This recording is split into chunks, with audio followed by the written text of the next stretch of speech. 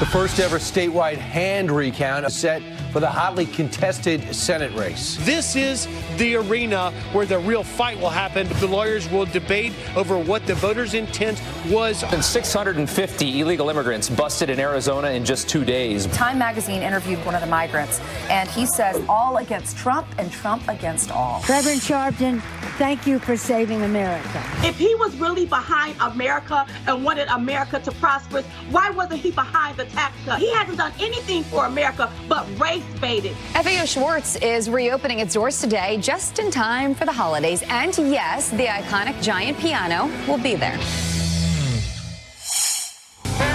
Down Manhattan, where the snow and the rain have stopped momentarily down in right in front of our building. Janice told us it was coming, but everyone was stuck in traffic yesterday for a long, long time. Some people like 4 hours. Earlier today, I was talking to someone who lives in Pennsylvania, 8 hours waiting in their car. The weather was terrible here. Luckily, the three of us are all going to Florida later today, That's right. and that's where we start this hour. Okay, this is a Fox News alert. Ron DeSantis appears to be Florida's next governor after Andrew Gillum only gained 1 vote in the recount. But the Democrat, he's not conceding. The first ever statewide hand recount now underway in the hotly contested Senate race. Yeah, and it's just so strange what happened yesterday. Griff Jenkins live in Lauderhill, Florida, where the manual recount began just moments ago. A lot of people licking their thumbs and just going through, right? It's Griff? That's right. They're taking care of business inside. We'll take you in there in just a second. But first, you know, Ainsley, you mentioned that race that's coming to an end. That is the governor's race. Ron DeSantis looking to become the next governor of Florida over Andrew Gillum. Look at these numbers from yesterday's recount. You see DeSantis leading Gillum by more than 33,000 votes. That's a margin of 0.41% above the threshold of a quarter percentage point for a hand recount. But Gillum not conceding, issuing this statement saying, while our race has fallen outside the window for a manual recount, we still believe that before the election results are certified, the state of Florida must count every legally cast vote. However, we anticipate, at least by Tuesday, that DeSantis will become certified as the governor. Now, let me take you inside the Broward County hand recount. This is the live look you're looking at. Here's how it's set up, guys. There's 100 tables. There's 6 people per table. 2 are election officials. 4 are lawyers, 2 Republican, 2 Democrat, and they're only counting the over and under votes. That is meaning they either marked too much or they didn't mark enough. And what you're going to be hearing a lot about is the voter intent of perhaps all of tomorrow. But we should have some indication of how much of contested ballots are coming out of this over and under vote. Just a quick note, they did miss that deadline by 2 minutes yesterday for official numbers for the second recount. So they revert to the first ones, but they're proceeding to do the hand count on the over and under votes produced yesterday. Let me say, Griff, they did really bad on election night. They did really bad on the machine recount. What makes us think they're going to do any better on the hand recount? Good question, and that's what the nation's wondering. However, I will say for the week I've been here, they're trying their best with what they've got, and Dr. Brenda Snipes certainly coming under a lot of scrutiny, questions about her remaining in this job after this whole process It's hard ends. to imagine somebody worse at their job than that woman. Well, just the fact, thank you very much, Griff. Just the fact that they announced down in Broward County 15 minutes before the deadline, we're done.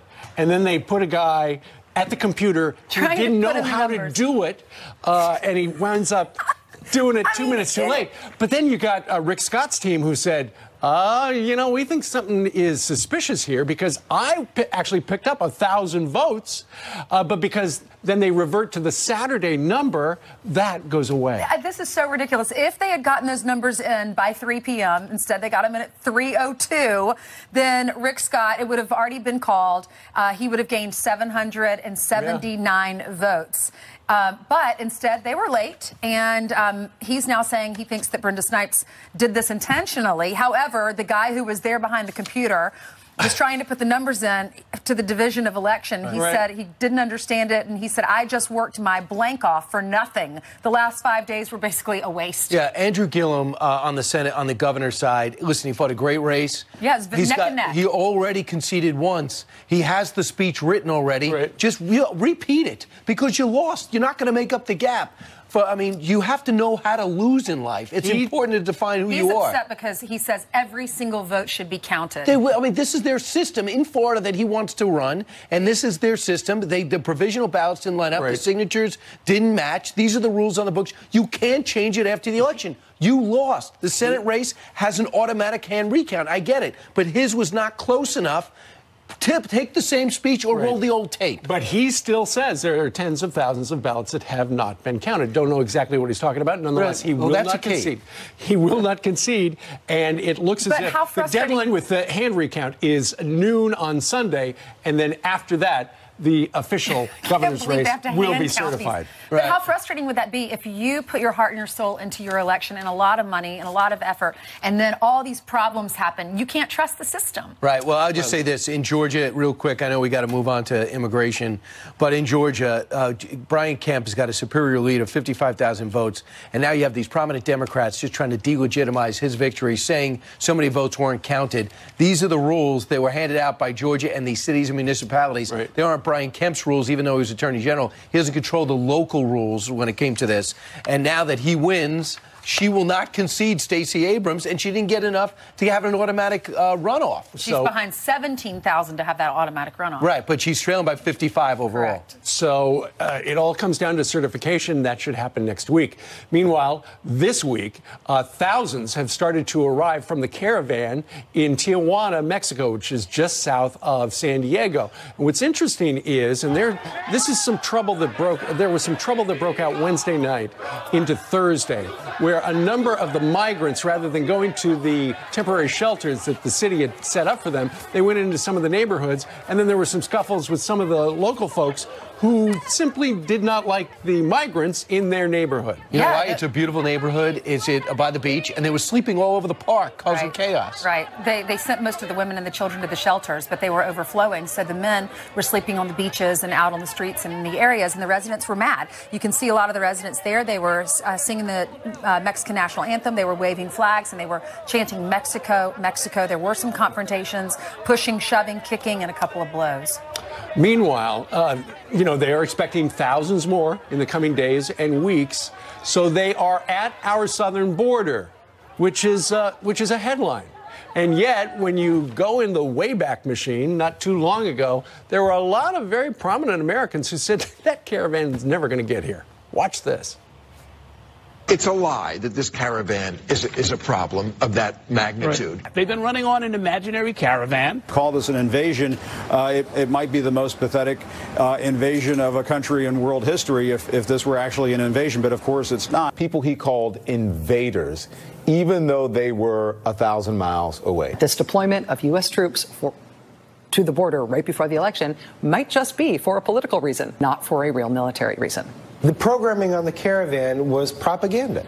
Really, propaganda? Tell that to the people of Tijuana, and tell that to others who are getting into Mexico City. They're coming. The troops are there, and already they're starting to show some signs that they could overwhelm the system. Well, and, the New York Times, the Washington Post, Fox News, we've been telling you, the reporting, ever since they broke down that barrier on the 19th day of October in Guatemala and they were heading this way, we've tried to keep you posted, and yet some people, as you just heard in that, felt that this was not a problem. But now they are at our southern border. We've seen all the videos of the thousands of migrants that are walking toward the border.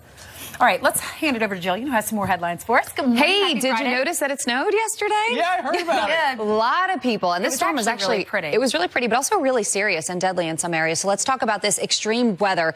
The Northeast first snowstorm of the season, claiming at least 7 lives.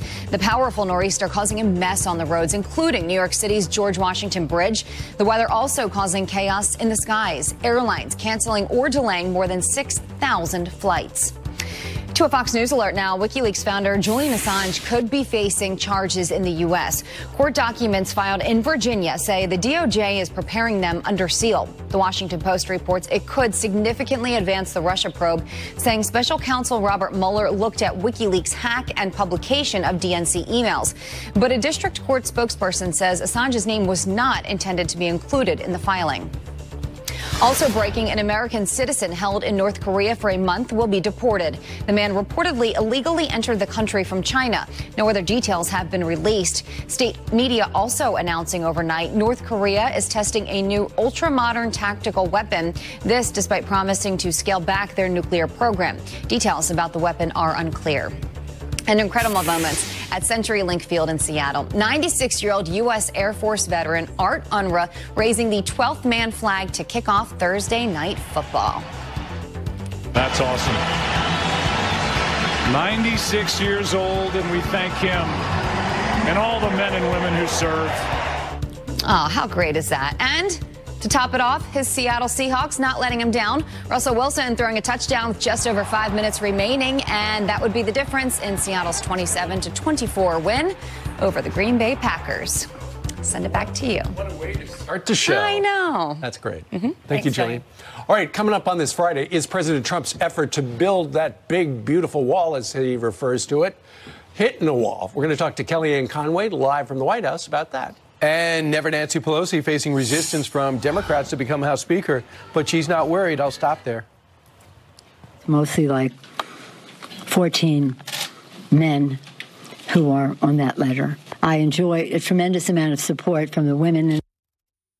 Men again. Ed Henry's a man. Although he filled in for a woman last night. Martha McCallum plays to the theme. He's going to walk slowly this direction. Ask those people what their motivation is. I think of the 17, it's mostly like 14 men who are on that letter. I enjoy a tremendous amount of support from the women in our caucus. I intend to win the speakership with Democratic votes. I happen to think that at this point, I'm the best person for that. Right. I thought about it, and I am the best. Nancy Pelosi forced to face the resistance. A growing number of Democrats saying no, they don't want her to be the new incoming House Speaker. What does she say? I'm the ultimate negotiator? Yes. The best negotiator? Master legislator. Master legislator. As a Congresswoman, Marcia Fudge, she emerges as the challenger to Pelosi's leadership. It seems it. She signed the letter. Yep. Here with more is Ed Henry, Fox News Chief National Correspondent. Try to say that fast 3 times. Ed Henry. So, Ed, she's needs another couple of weeks to get the votes. Yeah, but look, only in the modern Democratic Party could you have charges of sexism when it's potentially a woman against a woman. Right. I mean, does that really make sense? Don't question. The bottom line is, yes, Nancy Pelosi's right that 14 out of the 17 Democrats who are signing this letter saying we want a new speaker, basically, are men. And so you may have folks like Tim Ryan in Ohio who ran against her last time and lost badly. They realize that a white male going up against Nancy Pelosi and the history and all of that, it's going to be hard. So they found Marcia Fudge. She's an African-American woman. She'd be the first black speaker. And there are some of the Black Caucus saying, hey, this is kind of interesting. Maybe we do need a new face in the Democratic Party. But I think Brian's right that at the end of the day, Nancy Pelosi's likely to have the votes.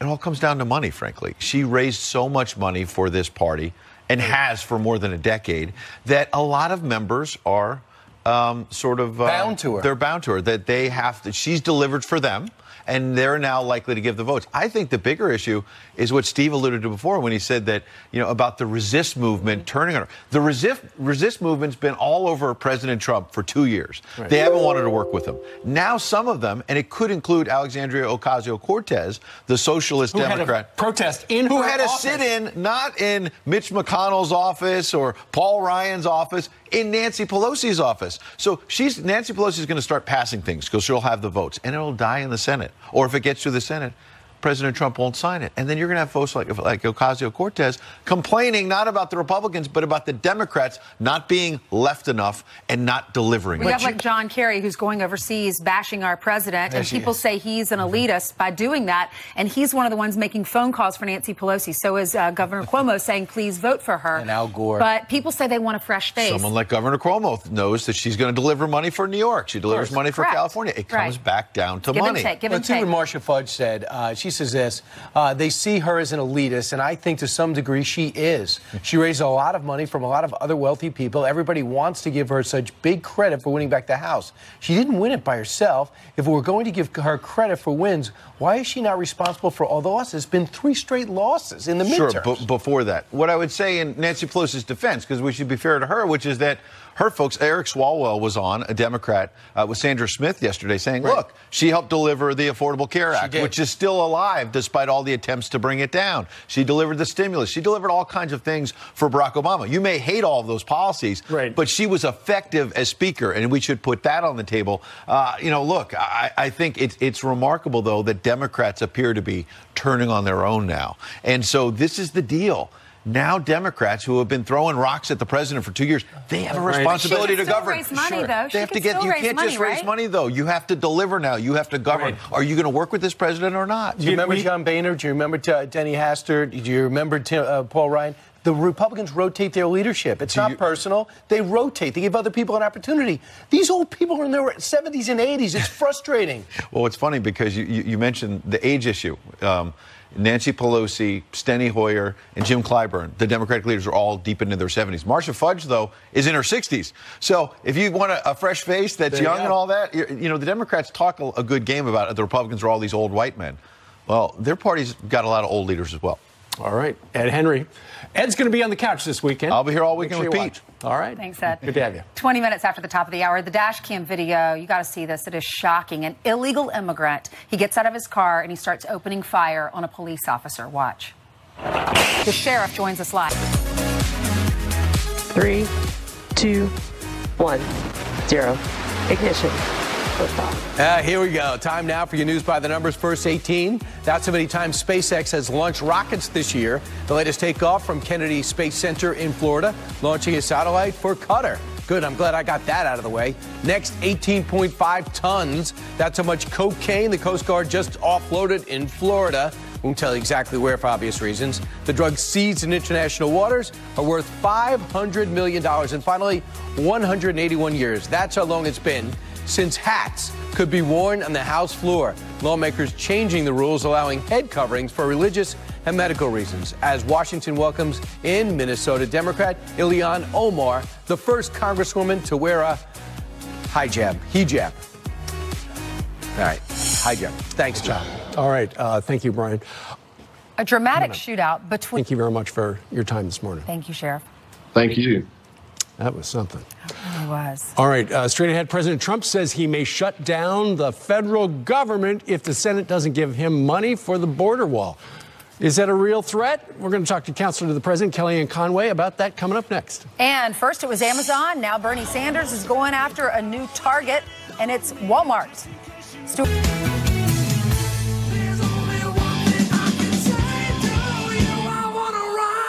That's where the camera is, right over across the street. A legendary hotel. That's right. Looking down, it was snowing like crazy. And as you can see right now, it's a beautiful day there. And the snow moved up through here, and it's starting to clear out a bit. That's actually ideal. It wasn't sloshy, messy snow. It was beautiful snow. A lot of people caught in traffic. It was sloshy where I was. Was it? Yeah. Was it? Not here in the city. It was really pretty. Slushy. I made a tactical move that I think was brilliant. Tactical move? Yeah. What'd you do? I said it's going to turn to rain. I'm not shoveling. And I just walked away from it. I got up in the morning and it was gone. And I feel fresh. Now you saved those hours. Right. I saved those hours, yeah. A little bit longer. And my shovel has more miles left on it for another time. Thank goodness. All right. So hope you're snug in your bed wherever you are, or you're getting up and going to work. Jillian's already gotten to work, and she's got headlines. And I have to say, Brian, there were some great points. Thank you very much, yes, Jillian. I mean, way to save the shovel there. That was excellent. Right. No rest on his shovel. Exactly. Let's get you caught up on some of the news that we're following, starting with this.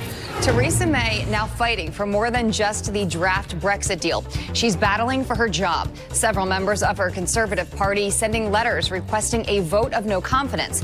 Those MPs unhappy over the draft Brexit deal May negotiated with the EU. May could face the no confidence vote as early as next week.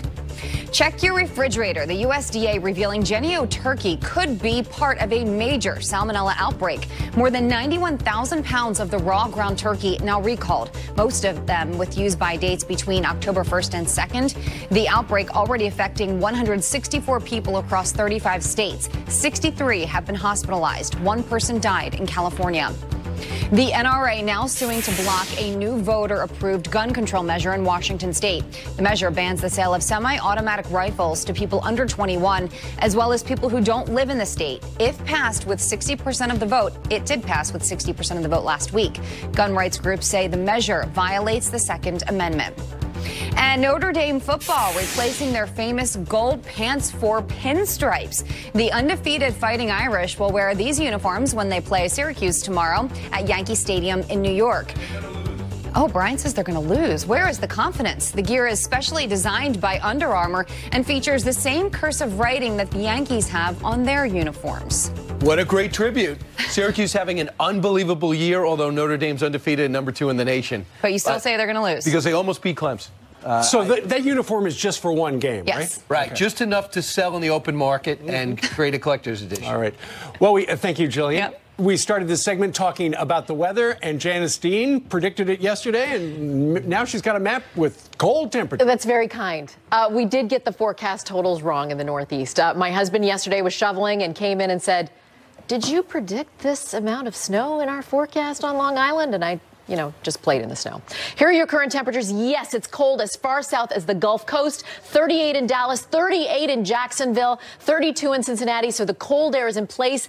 The cold air was in place yesterday, so there was less time of the changeover of the rain and the sleet.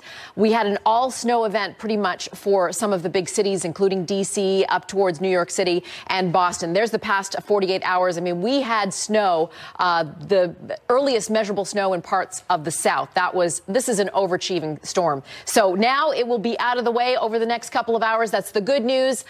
We do have winter weather advisory still in place, but heading into the weekend and next week, things will be much calmer, and we will look forward to that for Thanksgiving. All right, Steve, Ainsley, Brian, back to you. All right, JD, thank you. You got it. Let's go to the North Lawn of the White House. Kellyanne Conway, Counselor to the President of the United States, joins us live. A beautiful day down there. Kellyanne, good morning to you. Good morning.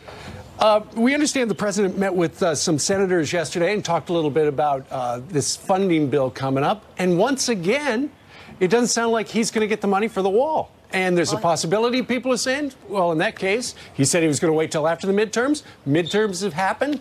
Will there be a government shutdown? The president is keeping all options open. He's made that clear. The one thing he's made clear for 3.5 years now, and it helped him to win the presidency indeed, is that we are a sovereign nation in need of physical borders. And I don't know if there's anything that he's been more explicit and consistent on in the last 3.5 years. Congress needs to act. Congress needs to act on the wall funding, but Congress also needs to act on the immigration. We now have a couple of judges in this country responsible for the immigration law for all of us. And Congress has failed to act. Republican and Democratic Congresses, frankly, have failed to meet the president's very modest demands on ending the visa lottery system, ending chain migration. He was willing to do a deal on DACA, the Dreamers, as you know. And of course, I think one of the centerpieces, the wall funding. We see day in and day out that people are pouring over the borders poison. The drugs that are coming through our southern border is unbelievable. The fentanyl, the heroin, the cocaine. In addition to people coming not through one of the 26 legal ports of entry, or not as one of the 33 million who have immigrated here legally over the years. The president has made clear he wants people to come here legally. There's a process in place. Do it. There are 26 ports of entry. Enter them. The DHS processed a record 38,000 claims of fear last year, claims of credible fear last year. I mean, we're doing all we can. The brave men and women at the border, we're doing all we can. You had General Mattis and Secretary Nielsen there just this week. You see some enhancements going on at the border. $1.6 billion is a modest down payment for the security of this nation. All right, let's talk about what happened yesterday in the Senate. I know that Mitch McConnell's the ultimate deal maker. Him and the president seem to be on somewhat of a roll. I'm wondering, what can you do in the lame duck session? What can you tell us could be in the works? We know about the president's goal of building the wall and also the middle-class tax cut. Either one of these things on the table? It's all on the table. But the fact is, the president also is looking at getting more of those judicial and executive nominations completed. He's had a record run on in the district courts, the U.S. Circuit Courts, and, of course, to the United States Supreme Court. And that should go on with some dispatch, with some alacrity. In addition, there are executive nominations that will be going through. The president is also talking about immigration in the lame duck. Clearly, keeping this economy humming is always going to be a priority of his. And the voters responded in kind. Speaking of judicial nominations, if you look at, and we'll include Bill Nelson here since he lost the Senate race in Florida, you've got the 4 Democratic senators who voted against Kavanaugh who were up this time.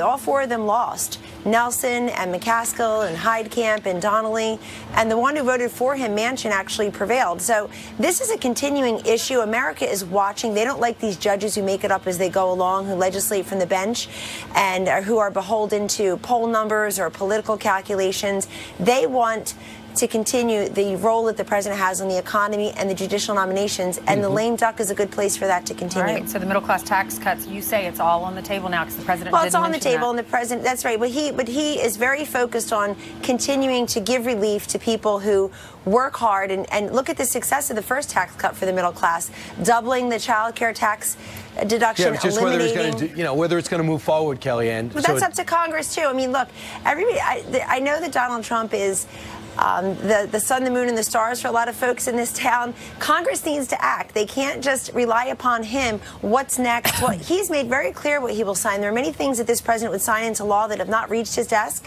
So hopefully they can reach his desk in lame duck or in the next Congress. And we hear the Democrats make joyful noises about cooperation, not confrontation, about working with the president. He's ready for that. They're just having a devil of a time conceding elections they lost 10 days ago, one, and two, electing their leadership.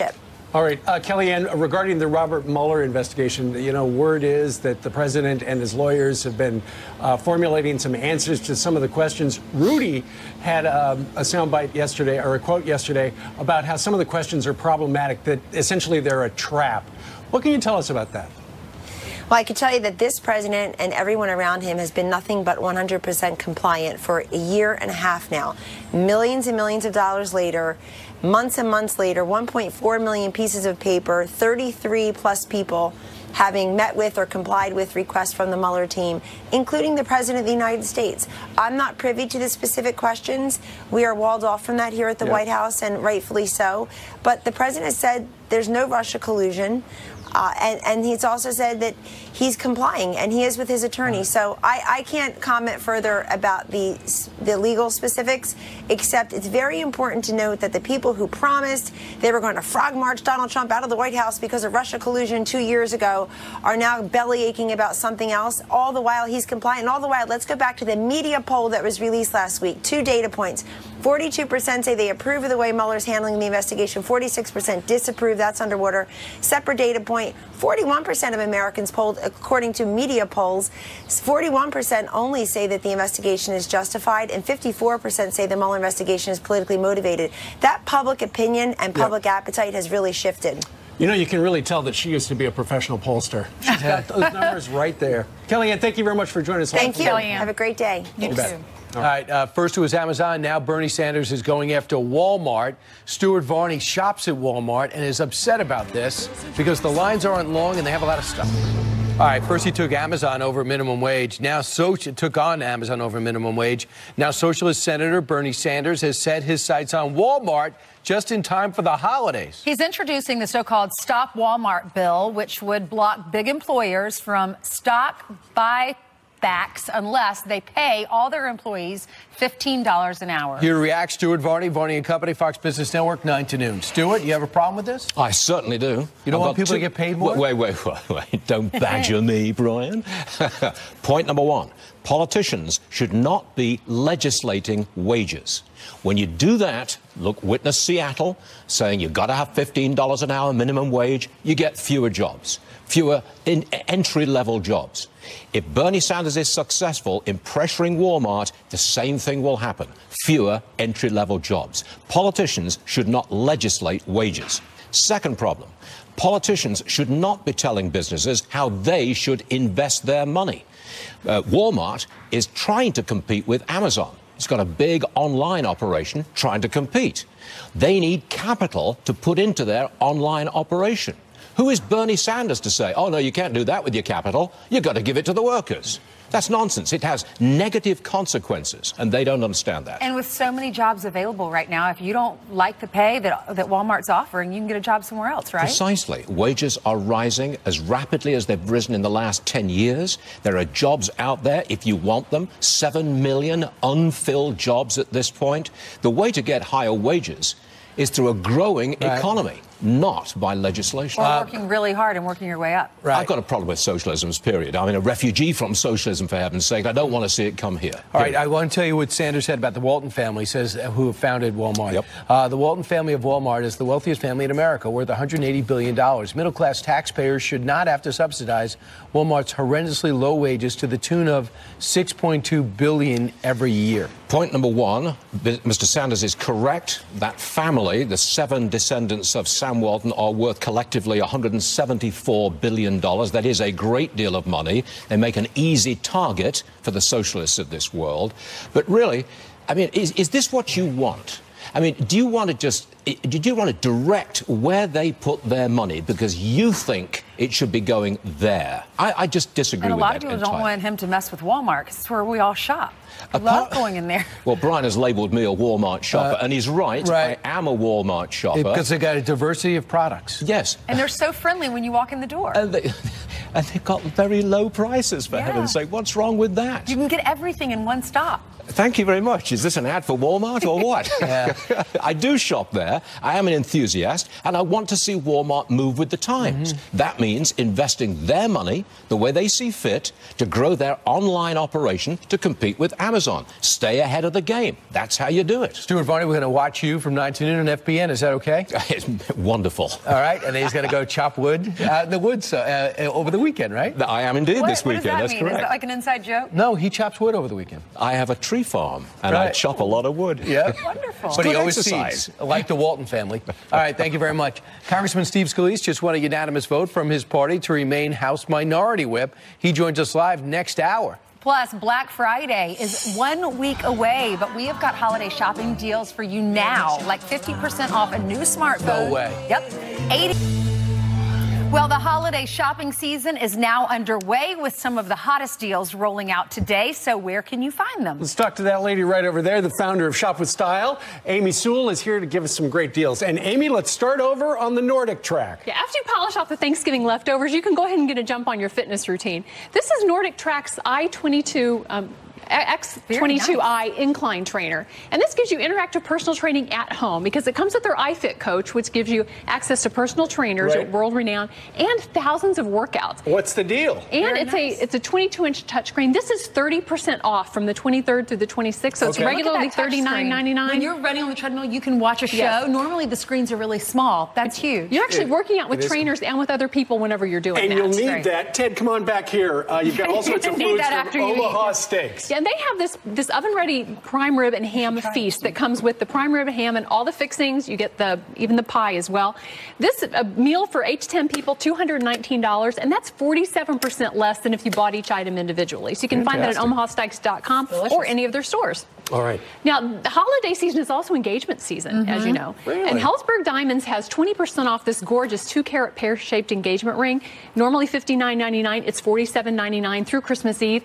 And when you spend more than $1,199 at Helzberg, you get a free Nintendo Switch. Look at that. Nice. So, little gifts that give gifts. All right. So, if you want to call somebody and tell them there's a sale, exactly. You use a Motorola. Yeah, we're all excited about 5G coming online next year, and Motorola makes it very easy for you to get ready for that. This is their new Moto Z3 phone, and this is the first 5G upgradable smartphone. So what you do, you'll have the phone now. Right. Then when 5G is ready, you just buy the little Moto Mod, and it snaps on there, and you're good to go. That's it? Yes.